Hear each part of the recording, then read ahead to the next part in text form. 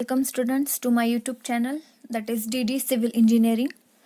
In the last lecture we have studied unit number 4, torsion of the shaft, circular shafts, in which we have studied type 3 problem.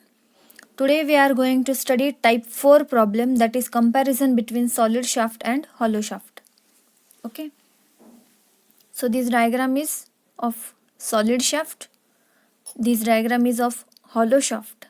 Hollow shaft means this portion is hollow and this one is steel. Okay, solid. Shaft may be of any type of material, steel, aluminum. Okay, so this one is solid, that means the region which is enclosed by the circle is totally solid, there is no any gap. Okay, and this one only the region enclosed between two circles is totally fulfilled with this metal. Okay, and inner area is of hollow type. ds is nothing but the diameter of the solid shaft, small ds. Okay, small d is the diameter of the inner circle of the hollow shaft, and capital D is the diameter of the outer circle of the hollow shaft. Okay, why we have to study type number 4? Because we have to compare the solid shaft and hollow shaft. And what we are going to compare between these two shafts? We are going to compare how much material is required for solid shaft and for hollow shaft. Okay, आपल्याला solid शाफ्टमध्ये जेवढं material लागते त्याच्या comparative hollow शाफ्टमध्ये आपण त्याच डायमीटरमध्ये काय करू शकतो, saving करू शकतो मटेरियल. आपल्याला कम्पेअर करायचे म्हणजेच काय करायचे, आपल्याला ह्या दोन सॉलिड शाफ्ट आणि हॉलो शाफ्टमध्ये सॉलिड शाफ्टच्या ऐवजी आपण हॉलो शाफ्ट यूज करू शकतो. आणि जर सॉलिड शाफ्टच्या ऐवजी आपण जर हॉलो शाफ्ट यूज करणार असेल तर आपलं मटेरियल जे आहे ते किती टक्के सेव्ह होतं आहे हे आपल्याला कॅल्क्युलेट करायचं आहे. ते म्हणजे काय, comparison between solid shaft and hollow shaft. आता आपल्याला काय यूज करायचं आहे सॉलिड शाफ्टच्या ऐवजी हॉलो शाफ्ट? तर बेसिक प्रिन्सिपल काय आहे बघा, याला आपण ऑलरेडी लास्ट लेक्चर्समध्ये स्टडी केलं, distribution diagram for shear stress. तर जे वेगवेगळे सर्क्युलर शाफ्ट असेल किंवा बीम असेल काय असेल, तर जेव्हा सर्क्युलर शाफ्ट असतो किंवा कोणताही एक पर्टिक्युलर इलेमेंट घ्या, त्याच्यावरती जे काही शिअर स्ट्रेस ॲक्ट होतं तर ते शिअर स्ट्रेस हे आउटर मोस्ट इलेमेंटमध्ये, म्हणजे त्या इलेमेंटच्या आउटर मोस्ट पॉईंटला किंवा आउटर मोस्ट साईडला काय असतं, सगळ्यात जास्त व्हॅल्यू असते शिअर स्ट्रेसची. Okay, this is the diagram of shear stress distribution for this solid shaft. Solid शाफ्टसाठी बघा सर, SSD डायग्राम कशी आहे बघा, हे जो आहे आउटर मोस्ट पॉईंट, ह्या ठिकाणी आपल्याला सगळ्यात जास्त शिअर स्ट्रेसची व्हॅल्यू मिळते. म्हणजेच काय, ह्या पॉईंटला सगळ्यात जास्त शिअर स्ट्रेस ॲक्ट होत असतो. If we are going to downward, if we move towards downward side, then the magnitude of this shear stress goes on decreasing, and at the neutral axis or the center point, at center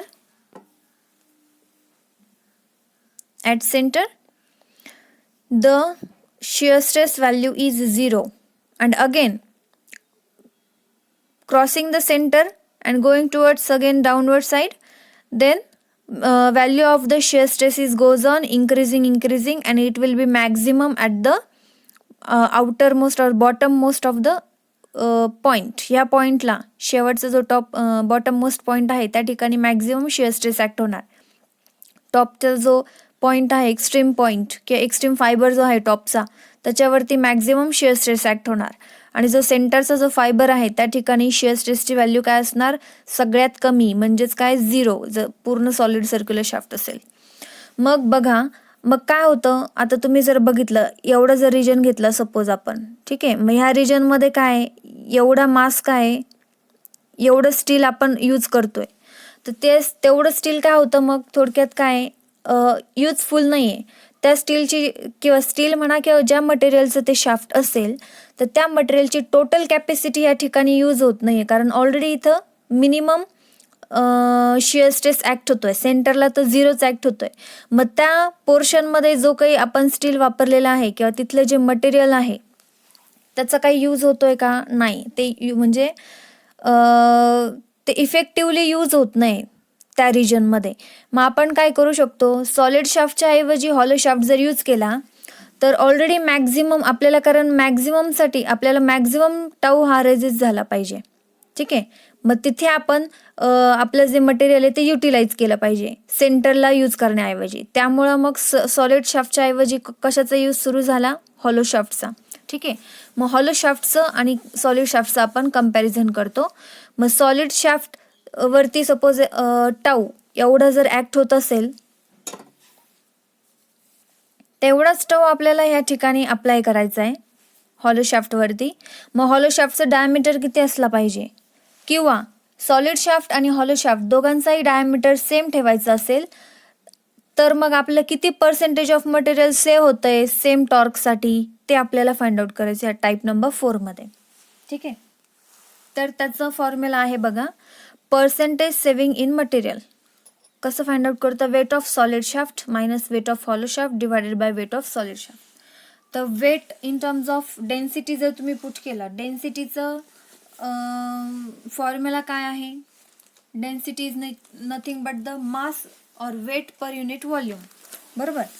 मग जर ह्या वेटला जर आपण डेन्सिटीच्या टर्ममध्ये जर लिहिलं solid आणि hollow शाफ्टसाठी तर आपलं इक्वेशन कसं येईल बघा, हे डेन्सिटी म्हणजे रो. ठीक आहे. आणि व्हॉल्यूम एरिया इंटू लेंथ. ठीक आहे. व्हॉल्यूम ऑफ द शाफ्ट आपलं आपण कसं मेन्शन केलं? Area into length. हा झाला weight, weight of the solid shaft. याला लिहिलं एस सॉलिड शाफ्टचं. ठीक आहे. Similarly for rho L for hollow shaft, H म्हणजे हॉलो शाफ्ट. ठीक आहे. Divided by rho into A into L of solid shaft into 100. ठीक आहे. पर्सेंटेज सेव्हिंग काढायचे म्हटलं मल्टिप्लाइड बाय 100. मग या ठिकाणी बघा, हॉलो शाफ्ट आणि सॉलिड शाफ्टमध्ये आपल्याला काय करायचं आहे? पर्सेंटेज सेव्ह करत असताना त्याचा जो एरिया आहे तो आपल्याला सेम ठेवायचा आहे. लेंथ जी असेल ह्या दोघांची, जर तुम्ही सॉलिड शाफ्टला जर हॉलो शाफ्टमध्ये रिप्लेस करत असाल तर सॉलिड शाफ्टचा जो एरिया आहे तेवढाच हॉलो शाफ्टचा एरिया ठेवायचा. सॉलिड शाफ्टची जी लेंथ आहे तेवढीच हॉलो शाफ्टची लेंथ ठेवायची. मग हे जर असेल तर एल काय होणार? एरिया आणि डेन्सिटी, एरिया नाही डेन्सिटी जी आहे सॉलिड शाफ्टची आणि हॉलो शाफ्टची ती सेम ठेवायची जर सेव्ह करायचं असेल मटेरियल, आणि लेंथ जी आहे ती सेम ठेवायची. फक्त चेंज काय होणार? एरिया चेंज होणार. मग आपलं इक्वेशन काय होणार? हे कॅन्सल होणार. यातून रो आणि यल कॉमन निघणार, खालूनही कॉमन निघणार. रो आणि यल हे काय होणार? कॅन्सल होणार. मग वरती काय राहतं? फक्त area of solid shaft minus area of hollow shaft divided by area of solid shaft into 100. ठीक आहे. हा फॉर्म्युला, या फॉर्म्युल्यावरून आपण काय फाइंड आउट करू शकतो? Percentage saving in material. ठीक आहे. जर आपल्याला सॉलिड शाफ्टचं रिप्लेसमेंट करायचे असेल हॉलो शाफ्टमध्ये तर डेन्सिटी सेम राहणार, दोन्ही शाफ्टची डेन्सिटी सेम ठेवायची आणि लेंथ सेम ठेवायची. फक्त काय चेंज होणार? दोघांचा एरिया चेंज होणार. मग एरियाचा फॉर्म्युला काय आहे बघा? एरियाचा फॉर्म्युला आता सर्क्युलर आहे, सर्कलचा फॉर्म्युला काय होतो? Area π/4 d². π/4 d². आता सॉलिड शाफ्टसाठी काय येणार आहे? सॉलिड शाफ्टसाठी डी काय आहे? आपण दाखवलेला small D S square minus. आता हॉलो शाफ्टसाठी एरिया काय येणार? आता आउटर डायमीटर आणि इनर डायमीटर. मग याचं इक्वेशन काय होणार? एरियाचं π/4 into capital d² minus small d². Okay. Divided by area of the solid shaft π/4 into small d² into 100 into 100. Okay, this one will be your equation, final equation for the percentage saving in material. याला जर simplify केलं तर π/4 जाईल, cancel होईल आणि मग तुम्ही simplify करू शकता याच्यामध्ये. ठीक आहे. नाही केलं तरी चालेल. ठीक आहे. प्रॉब्लेममध्ये आपण डिरेक्टली हेच इक्वेशन यूज करणार आहोत. मग आपला प्रॉब्लेम काय आहे याच्यावरती बघूया.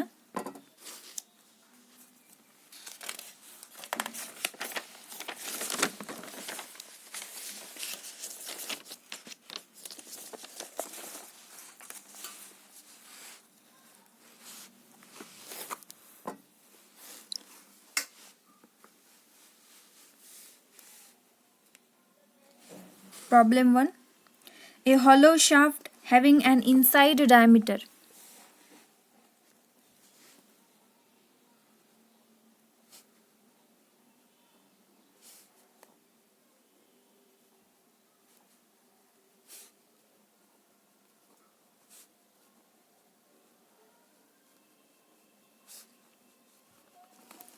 60% of its outer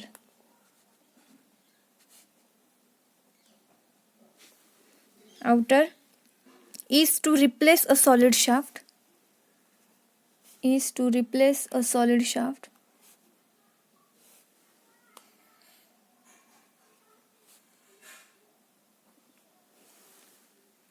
transmitting the same power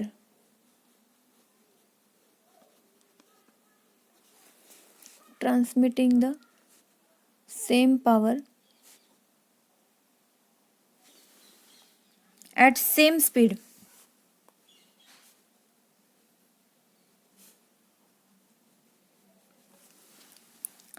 Calculate the percentage saving in material. Calculate the percentage saving in material to be used is also the same.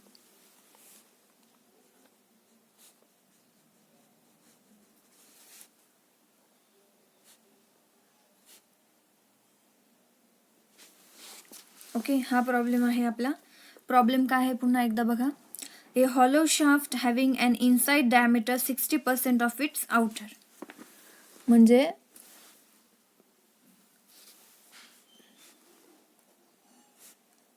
Given लिहितो प्रत्येक प्रॉब्लेम मध्ये आपण सगळ्यात पहिलं. ठीक आहे, गिवन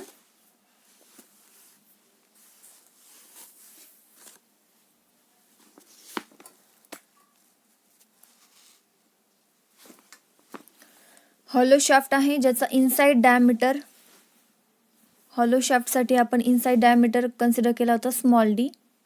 हा किती आहे 60% of its outer. 60% of its outer म्हणजे कॅपिटल डी, म्हणजेच काय 0.6 एवढा आहे इनर डायमीटर. पुढे काय मेन्शन केलंय, आणि आपल्याला हॉलो शाफ्ट हा प्लेस करायचा आहे इन्स्टेड ऑफ सॉलिड शाफ्ट. म्हणजे सॉलिड शाफ्टला आपल्याला हॉलो शाफ्टमध्ये रिप्लेस करायचं आहे. रिप्लेस करताना सॉलिड शाफ्टवरती जो काही पॉवर ट्रान्समिट होत होती तीच पॉवर हॉलो शाफ्टसुद्धा काय करणार आहे, ट्रान्सफर करणार आहे. ठीक आहे. दुसरी गोष्ट विथ ॲट सेम स्पीड. म्हणजे आपण सॉलिड शाफ्टला जरी हॉलो शाफ्टमध्ये रिप्लेस करत असलो तरी हॉलो शाफ्ट हा सेम पॉवर ट्रान्समिट करणार ॲट अ सेम स्पीड. ठीक आहे. आणि त्यासाठी आपल्याला मग किती पर्सेंटेज आपण सेव्ह करू शकतो जर आपण सॉलिड शाफ्टला जर हॉलो शाफ्टमध्ये रिप्लेस केलं तर ते आपल्याला फाइंड आउट करायचं आहे. आपण का सॉलिड शाफ्टला हॉलो शाफ्टमध्ये रिप्लेस करतोय हे आपण बघितलं. का? कारण शाफ्टच्या आउटर साईडला मॅक्झिमम शिअर स्ट्रेस ॲक्ट होत असतो. शाफ्टच्या सेंटरला शिअर स्ट्रेसची व्हॅल्यू ही 0 असते, किंवा सेंटरच्या नियर बाय साईडला शिअर स्ट्रेसची व्हॅल्यू ही मिनिमम असते. मग तिथे जे मटेरियल आपण यूज केलेलं आहे सॉलिड शाफ्टमध्ये म्हणजेच काय, कारण पूर्ण शाफ्टमध्ये सगळीकडे मटेरियल आपण यूज करतो, म्हणजे सगळीकडे मटेरियल असतं, बरोबर. मग ह्या रिजनमध्ये जर मिनिमम शिअर स्ट्रेस ॲक्ट होतोय, मग त्या ठिकाणी आपण मटेरियल काय करू शकतो, कॉम्प्रोमाइज करू शकतो. किंवा जर तिथं नलिफाय केलं म्हणजेच काय झालं, थोडक्यात तिथं हॉलो पोर्शन तयार झाला, बरोबर. जेणेकरून आपलं काय होईल, मटेरियल सेव्ह होईल. आपल्याला मटेरियल सेव्ह करायचं आहे, कारण गरज कुठे आहे सगळ्यात जास्त, ह्या ठिकाणी टॉपला आणि बॉटमला, कारण त्या ठिकाणी सगळ्यात जास्त मॅक्झिमम शिअर स्ट्रेस ॲक्ट होतोय. सेंटरला आणि नियर बाय खूप कमी शिअर स्ट्रेस ॲक्ट होतोय. मग त्या ठिकाणी जे काही मटेरियल आहे त्याचा जास्त यूज नाही होते, म्हणजे ते युटिलाइज होत नाही कम्प्लिटली. मग आपण इथे काय, तेवढा पोर्शन आपण जर हॉलो घेतला, मग आणि आपला जो काही आपण आता सॉलिडच्या ऐवजी हॉलो शाफ्ट रिप्लेस करतोय, तर त्याने सेम पॉवर ट्रान्समिट केली पाहिजे सेम स्पीडला. मग अशा पद्धतीने जर केलं तर आपलं किती मटेरियल हे सेव्ह होईल हे आपल्याला काय करायचं आहे याच्यामध्ये फाइंड आउट करायचं आहे. ठीक आहे. मग ठीक आहे, आपल्याला एवढं मिळालेलं आहे. एवढं मिळाल्यानंतर पुढे आपल्याला आणखीन काय काय मेन्शन केलेलं आहे, ट्रान्समिटिंग द सेम पॉवर, म्हणजे power for solid shaft is equals to power for hollow shaft. Same आहे. आणखीन same speed, rotations, number of revolutions same असणार. बरोबर. ठीक आहे, पॉवर सेम आहे. आता यावरनं आपल्याला आणखीन काही मेन्शन, आता आपल्याला काय करायचं आहे, percentage saving material find out करायचं आहे. मग डिरेक्टली आपल्याला माहिती आहे पर्सेंटेज सेव्हिंग मटेरियलसाठी काय करू शकतो आपण, आपल्याकडे फॉर्म्युला आहे. कसा फॉर्म्युला आपण घेतलेला,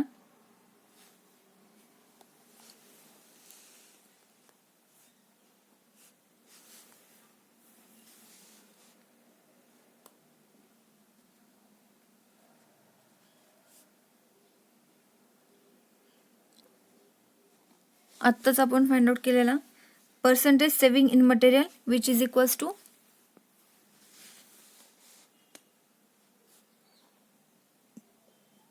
area of solid shaft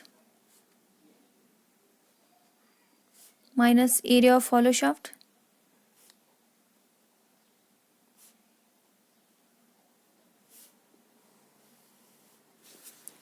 divided by area of solid shaft.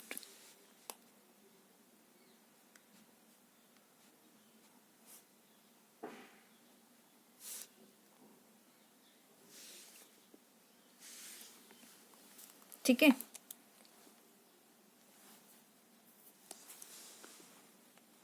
Formula टाका, π/4 ds² minus π/4 capital D² minus small d²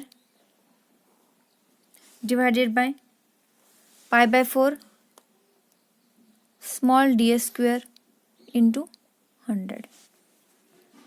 ठीक आहे. मग π/4 काय येणार, कॉमन येणार आणि ते कॉमन येऊन कॅन्सल होणार. मग राहणार काय शेवटी, ds² minus capital D² minus small d² divided by π/4 ds² into 100. Sorry, π/4 नाही, तो कॅन्सल झालेला आहे. मग capital D in terms of small d. आता स्मॉल d बघा आपल्याला दिलेला आहे, स्मॉल d काय आहे, 0.6 टाइम्स ऑफ कॅपिटल D. मग ती व्हॅल्यू टाकली, d² minus d² minus 0.6 d², sorry 0.6 into डीचा स्क्वेअर डिवायडेड बाय ds². ठीक आहे. मग हे जर इक्वेशन सॉल्व केलं तर कसं येईल, हे 0.6चा स्क्वेअर म्हणजे 0.36.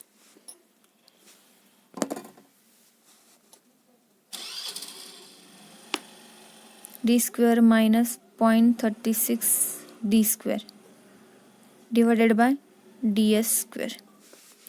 1 मायनस 0.36, आता हे d² मायनस 0.36 d² म्हणजे काय येणार, 1 मायनस 0.36. 1 मायनस 0.36चं कॅल्क्युलेशन किती येणार, 0.64 capital D² divided bye ds². हे झालं पर्सेंटेज सेव्हिंग इन मटेरियल. पण आता आपल्याला हे काय नोटेशनमध्ये मिळालेलं आहे. बरोबर, पर्सेंटेज सेव्हिंग इन मटेरियल. आपल्याकडे ds दिलेलं आहे का, मेन्शन केली का व्हॅल्यू, नाही. कॅपिटल D दिला आहे का, नाही. मग हे कशावरून फाइंड आउट करणार, आपल्याकडे टॉर्जनल फॉर्म्युला आहे, त्यावरून आपण ds आणि कॅपिटल D फाइंड आउट करणार. टॉर्जनल फॉर्म्युला,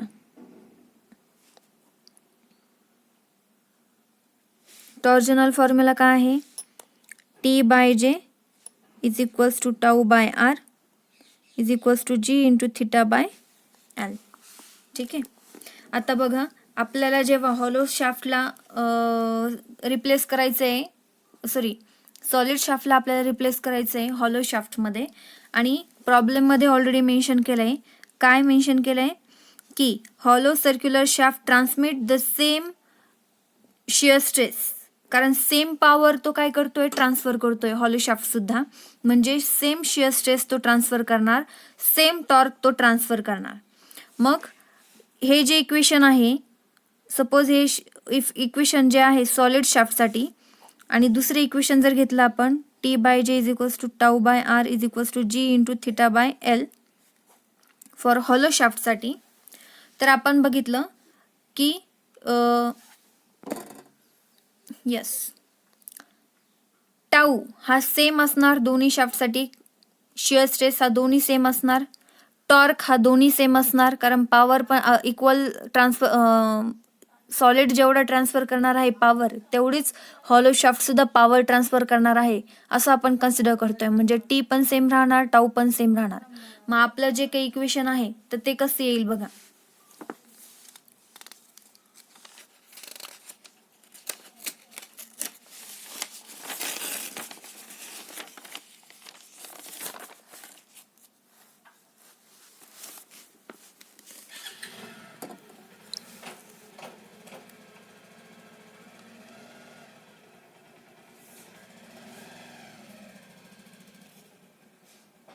आपल्याला ह्या दोन कंडिशन इक्वेट करायच्या आहे, हॉलो शाफ्टसाठी, सॉलिड शाफ्टसाठी. ठीक आहे, हॉलो आणि सॉलिड शाफ्टसाठी काय काय सेम राहणार आहे, टॉर्क आणि शिअर स्ट्रेस. कारण हॉलो शाफ्ट आणि सॉलिड शाफ्टसाठी पॉवर सेम आहे, स्पीड सेम आहे दोघांसाठी, त्यामुळं शिअर स्ट्रेस जो काही जनरेट होईल सॉलिड शाफ्टमध्ये तो इक्वली जनरेट होणार हॉलो शाफ्टमध्ये सुद्धा. जो काही टॉर्क अप्लाय होणार सॉलिड शाफ्टवरती तोच सेम अप्लाय होणार हॉलो शाफ्टवरती सुद्धा. मग इक्वेशन काय होणार, J by R for hollow shaft is equals to J by R for solid shaft. आणि मग इक्वेशन सॉल्व करूया आपण. आता हे का बरं इक्वेट केलं बघा, हे जर टी बाय टाऊ इक्वल घेतलं खाली आणि हा जो जे तिकडे गेला, ठीक आहे, मी पुन्हा येतं, T by tau is equals to J by R hollow, आणि T by tau is equals to J by R for solid shaft. तर ह्या दोन्ही टर्म काय आहे, एकमेकांच्या इक्वल आहेत. जर ह्या दोन इक्वल असतील तर ह्या सुद्धा काय होतील, इक्वल आपण असं कन्सिडर केलं. त्यामुळं इक्वेशन काय आलं, J by R for hollow shaft, J by R for solid shaft. पण रेडियस आता हॉलो शाफ्टची सेम आहे असणार का, रेडियस फॉर सॉलिड शाफ्ट नाही. मोमेंट ऑफ इनर्शिया सुद्धा दोघांचा वेगवेगळा असणार. आणि ह्या इक्वेशनवरून आपण काय फाइंड आउट करणार, डी फाइंड आउट करणार दोघांचे. ठीक आहे, मग डी फाइंड आउट करूया, इक्वेशन मध्ये पुट करूया. J for hollow shaft, hollow शाफ्टसाठी जे काय असणार, पाय बाय 32,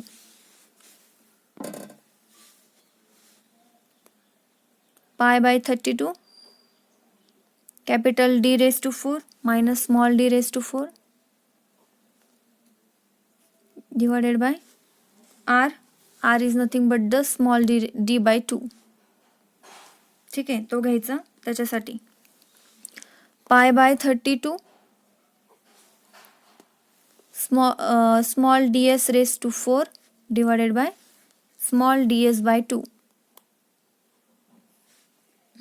लक्षात ठेवा, हॉलो शाफ्टसाठी स्मॉल डी बाय 2 म्हणून रेडियस घ्यायची, कन्सिडर करायची. मग इक्वेशन जर सॉल्व केलं आपण तर इक्वेशन कसं होईल बघा, d s cube is equals to d raise to 4 minus 0.6 d raise to 4 divided by capital D. याच्यामध्ये बघा, याच्यामध्ये काय केलं, पाय बाय 32 गेला दोघांचा कॉमन, 2 गेला दोघांचा कॉमन, दोन्ही टर्मकडे कॉमन आहे. मग ds खाली एक आहे वरती एक आहे, हा एक ds कॅन्सल झाला म्हणून इथं ds क्यूब राहिला. ठीक आहे, ही टर्म इकडे घेतली, ही टर्म इकडे घेतली मी. आता d raise to 4 minus small d काय आहे 0.6 कॅपिटल d आहे, तो पुट केला आणि रेस टू 4. मग अशा पद्धतीने हे इक्वेशन आलं कॅपिटल डी मध्ये. मग आता ds cube is equals to, equation काय झालं बघा, मग d रेस टू 4 -0.6⁴ जर केलं तर आन्सर येतं 0.1296 d⁴ डिवायडेड बाय डी. यातून वरच्या न्यूमरेटरमधून d⁴ जर कॉमन काढला तर काय राहणार? Capital D cube.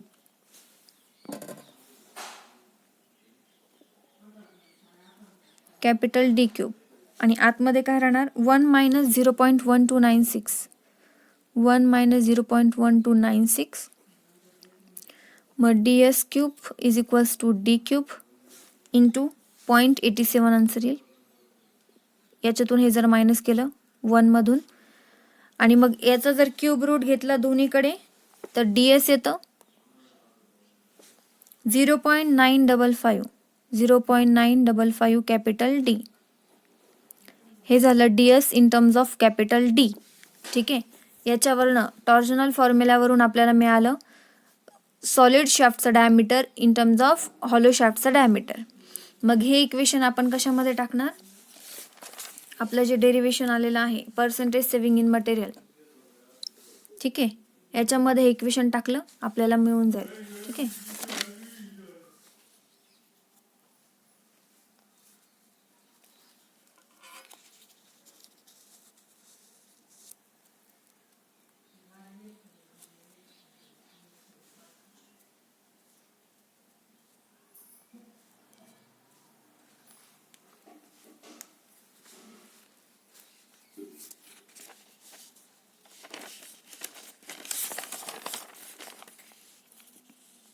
ds square minus 0.64 d square.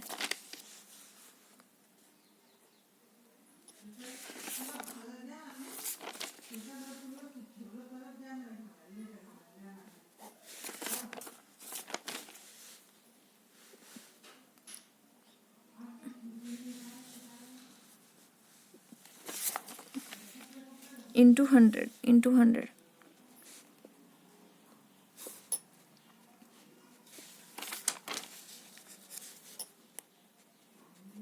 ds ची व्हॅल्यू टाकायच्या मध्ये पर्सेंटेज सेव्हिंग इन मटेरियल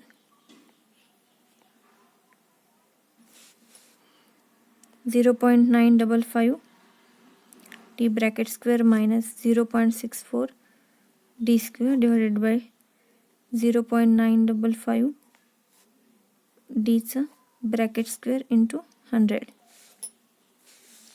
हे जेव्हा तुम्ही सॉल्व करणार तेव्हा आपल्याला इक्वेशन मिळते आणखीन एक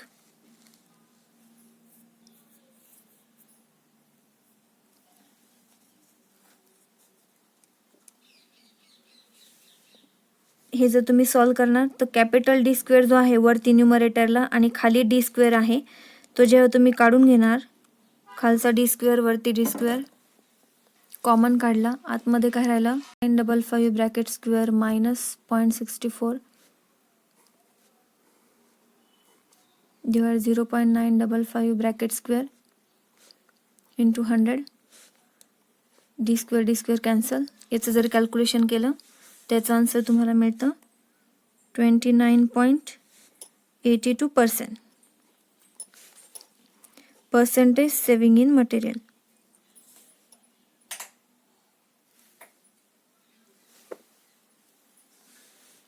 ठीक आहे.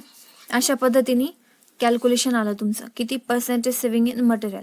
म्हणजे जर तुम्ही सॉलिड शाफ्टला जर हॉलो शाफ्टमध्ये रिप्लेस केलं तर तुमचं मटेरियल किती सेव्ह होतंय 29.82% एवढं मटेरियल सेव्ह होतंय.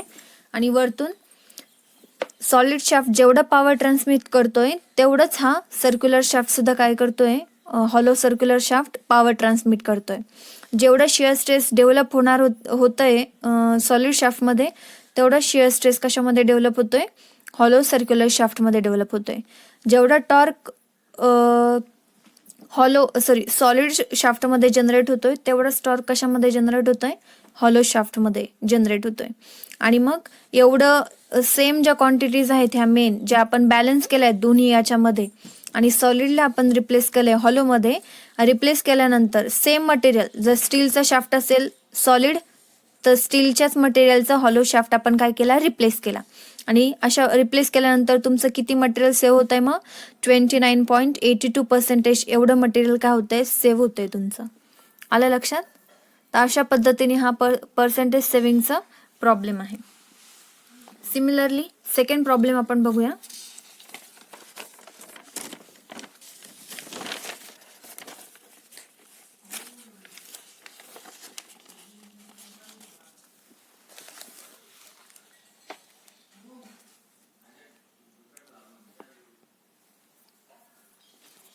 Second problem for revision purpose again. A hollow shaft having an inside diameter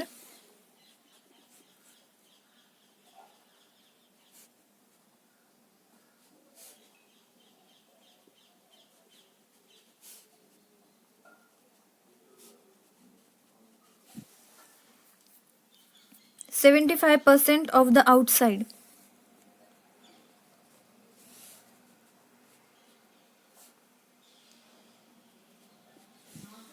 is to replace a solid shaft.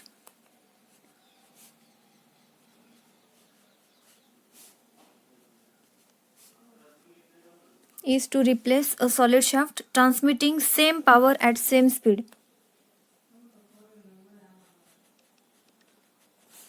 Transmitting same power at same speed. जेव्हा आपल्याला solid shaft हा hollow शाफ्टमध्ये replace करायचा असतो तेव्हा same power त्याने transfer केली पाहिजे, ही condition at same स्पीडला, बरोबर. आणि जर असं होत असेल तर मग सॉलिड शाफ्टवरती जो काही टॉर्क जनरेट होईल तेवढाच टॉर्क हॉलोमध्ये पण जनरेट होईल. सॉलिड शाफ्टवरती जेवढं शिअर स्ट्रेस जनरेट होईल तेवढंच हॉलो शाफ्टवरती सुद्धा काय होईल, शिअर स्ट्रेस डेव्हलप होईल. ही कंडिशन लक्षात असू द्या. मग त्याच्यानुसार आपण काय केलं, मग डी फाइंड आउट केले होते. ठीक आहे. सेम प्रॉब्लेम आहे, सेम वर्डिंग्ज आहेत. पहिल्या प्रॉब्लेममध्ये जी वर्डिंग होती तीच, फक्त काय झालंय, व्हॅल्यू फक्त चेंज झालंय. Calculate percentage saving in material. Calculate percentage saving in material. मग किती मटेरियल पर्सेंटेज म्हणजे किती टक्के मटेरियल सेव्ह होतंय आपलं ते आपल्याला फाइंड आउट करायचंय. To be used is also the same.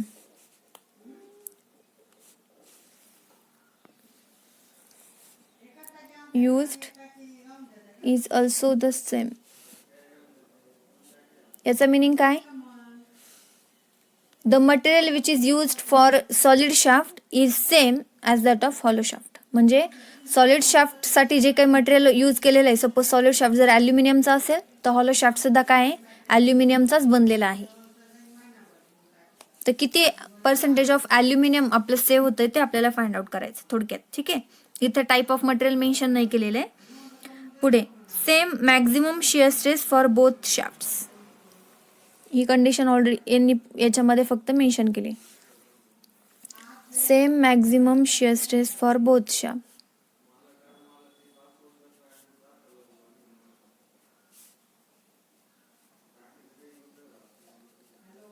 Already me he condition सांगितली, कारण काय, रिप्लेस करताना सेम पॉवर तो जनरेट करणार, ट्रान्सफर करणार सेम स्पीडला, म्हटल्यावर शिअर स्ट्रेस सुद्धा काय असणार, दोन्ही शाफ्टवरती सेम असणार.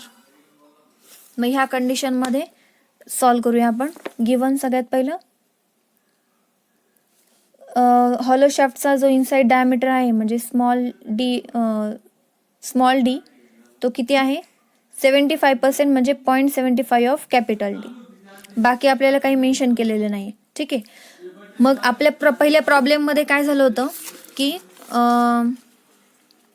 पहिल्या प्रॉब्लेममध्ये आपण सुरुवातीला काय केलं होतं, जे पर्सेंटेज सेव्हिंग इन मटेरियल आहे ते आपण फाइंड आउट केलं होतं in terms of capital D आणि स्मॉल डी. ठीक आहे.